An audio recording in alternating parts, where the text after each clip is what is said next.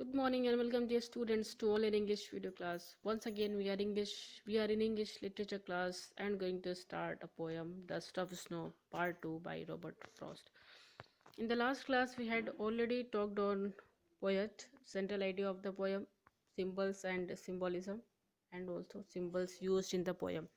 And in today's class we will be talking on analysis of poem, rhyming scheme, then message of the poem. Okay, so without any delay let us begin the class. Let me go to the page. Okay, so that we had discussed, that also discussed, symbolism is discussed. Okay, so we finished here. Okay, so now we will be going to start on this paragraph with the summary of the poem. So we were talking about the poem that is Dust of Snow. So here in the first stanza, the speaker begins to tell about a winter's day. Snowflakes have covered all the treetops. The speaker is walking under one of these snow-covered trees. Okay, children.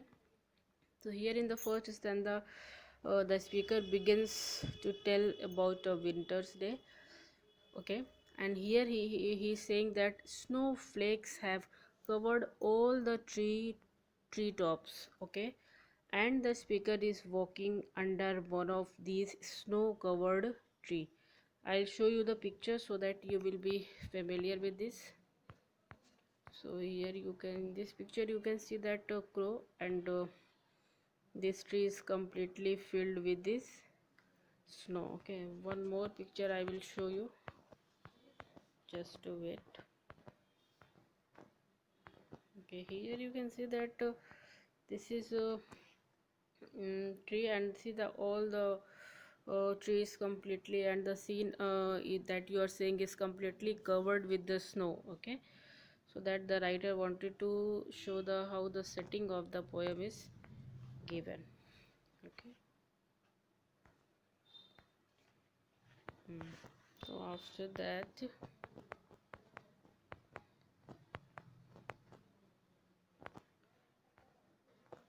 okay, so in the first stanza, the speaker begins to tell about a winter's day. Here he says that snowflakes have completely covered all the tree tops. The speaker is walking under one of these snowy covered tree. Okay. Now here is this description about the tree, that the tree is in the North American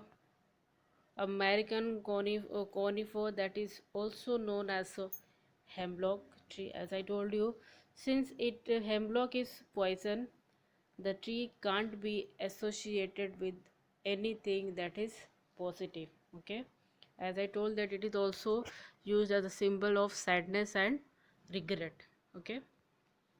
Okay, then what happened? Suddenly a crow alights on that tree.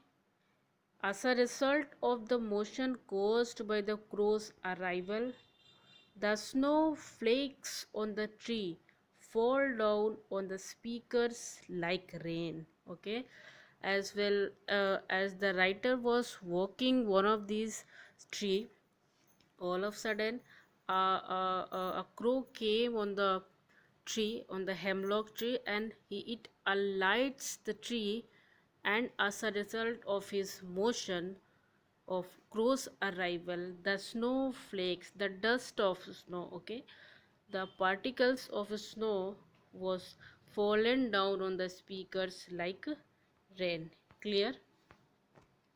Since the snowflakes are very light and tiny, the poet thinks that they look like white and immaculate dust. Participle looks very soft and smooth to the writer. Okay, so that was all about first stanza. Now let us talk on second.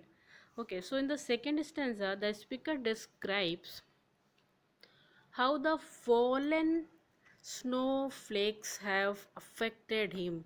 His mood is changed For before the fall of the snowflakes, the speaker was in a despairing mood, but after the fall of the snowflakes, he is glad. Clear? So he's saying in the second stanza that the writer describe how the fallen snowflakes have affected him. How it was affected? See that his mood is completely changed by the fallen particles of the snow, as the speaker was in a mood of despairing. He was in sorrowful mood, but after fallen the dust of snow, he is feeling happy and feeling glad. Okay. Okay, thereafter the snowflakes have another effect on the speaker.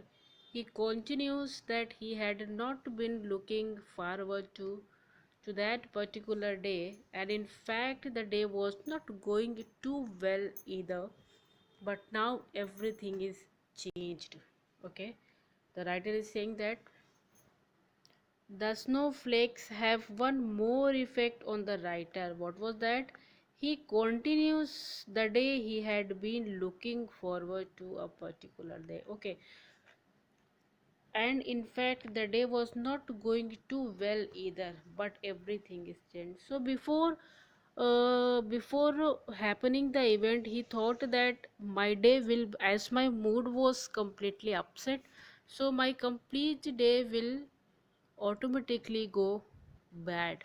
But after happening this incident, one more effect was found to the writer's mind, that he thought that now my after happening that my days, my time, or that situation become happy. Okay, after seeing this, after feeling the particle of dust in him. Clear? And after the speaker had imagined that the day would be a waste. Okay, but the shower of the snowflakes on his shoulder has changed his mood and mind, and he becomes very happy. Then after he realizes that the day is not a complete waste, some part of the day has been delightful because he has got a new experience. Okay, the writer realizes that the day is not complete waste, but some part of the day has been delighted. Why it is delighted? Because he got a new experience of the snowflakes by the symbols he has used in his poem. This new experience provides the poet the material needed for another wonderful poetic composition. Clear?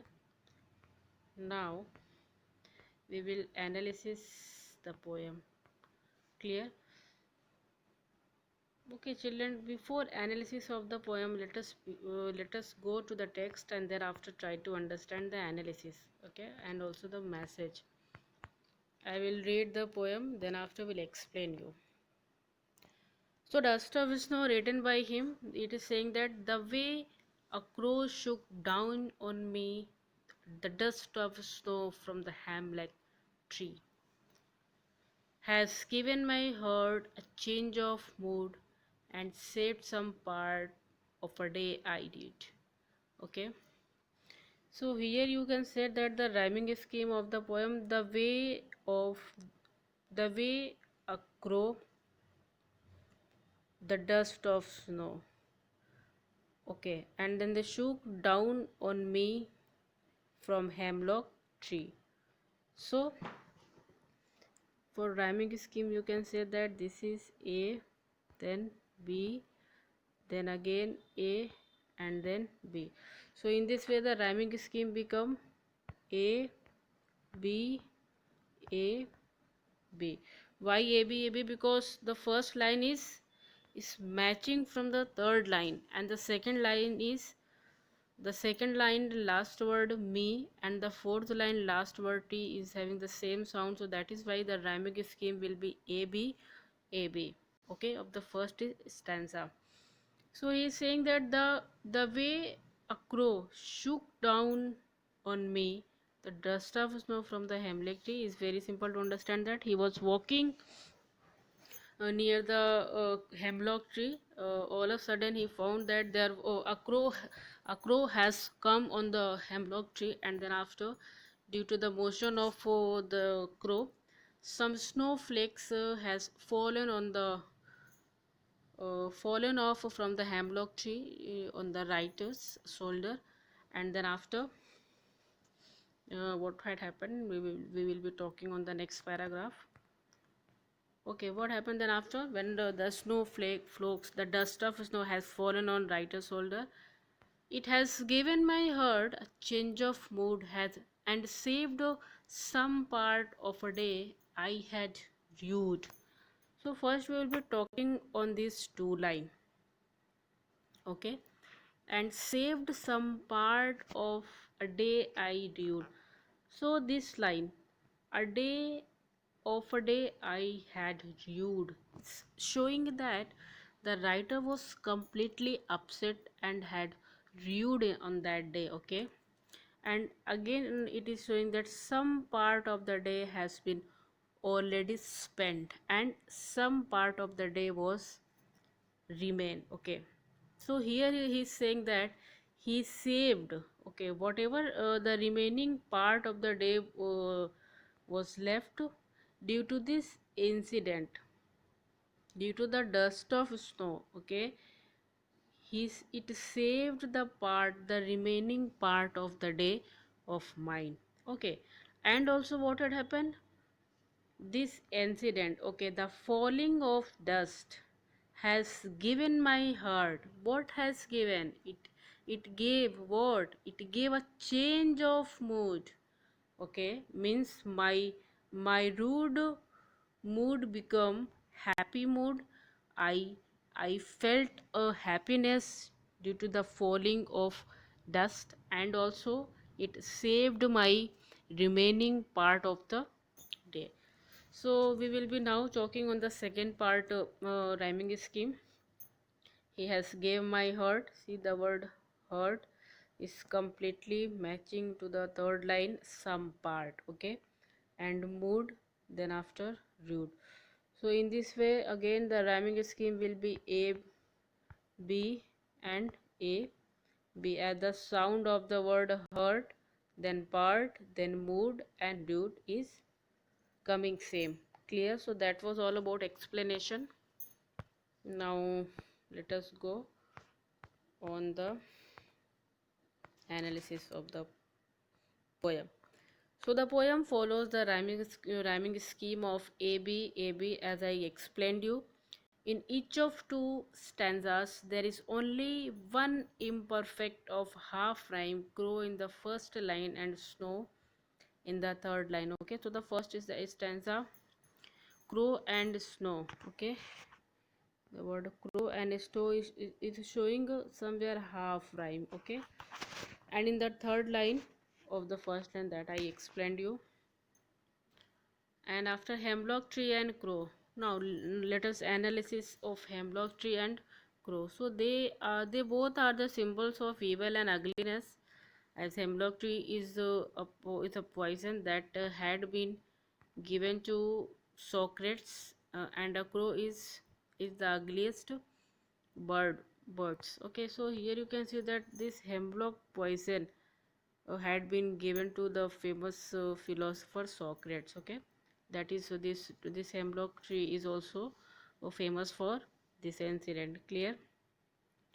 However, in this poem, both these symbols are unite and cause an event that highly positive and delight. Okay, so however, the writer has used these two ugliest bird and then the poisonous tree. After having these two bad thing in his poem, but after having this, he it is highly positive and delight. Okay, so these symbols are unite and cause an event that is highly positive and delight. Okay. Okay, the tree is covered with snow. The crow alights on the tree, and the move caused the snowflakes to fall down on the speaker, making him experience a change of mood. He feels delight. Okay, so that was all about analysis of the poem. Now we will have a message of the poem. Okay, so the poet has used two symbols in a very profound and meaningful way, probably to convey a message that something, even a negative thing, can create a kind of positive effect. Yes, student, is a very powerful message given by the writer, that what happens sometime, that something in the something that is that something, even the negative thing, can create a kind of positive effect on us. Okay, so that is why writer has written this poem, and wanted to create a combination between these two things, bad and evil. Okay, good and evil. Okay, so written in a very light and cheerful tone, the poem conveys a very clear message that nature has its own mysterious, and living with nature is one of the most beautiful experiences that the human can have. Okay, so the writer wanted to give you a message that when you try to live with nature, you find a mysterious way of living in happiness, how to enjoy the life. When you start living with the nature, you feel it. Okay, as the writer felt, he was upset, but due to nature only, he became glad. Okay, he is happy with this incident. Okay, so that is why he just wanted to show you, describe you, give you the message that you also can be enjoy the nature when you feel it, when you live with it as him. Okay, so student, I hope that you have clear all the point as I wanted to explain you. In this way we have completed all the points that I told you at the in the starting of my class. So till that time, children, I want to wish you, and in the next class we will be proceeding the syllabus, and we'll be talking about the new chapter. So till that time, thank you so much, and have a nice day.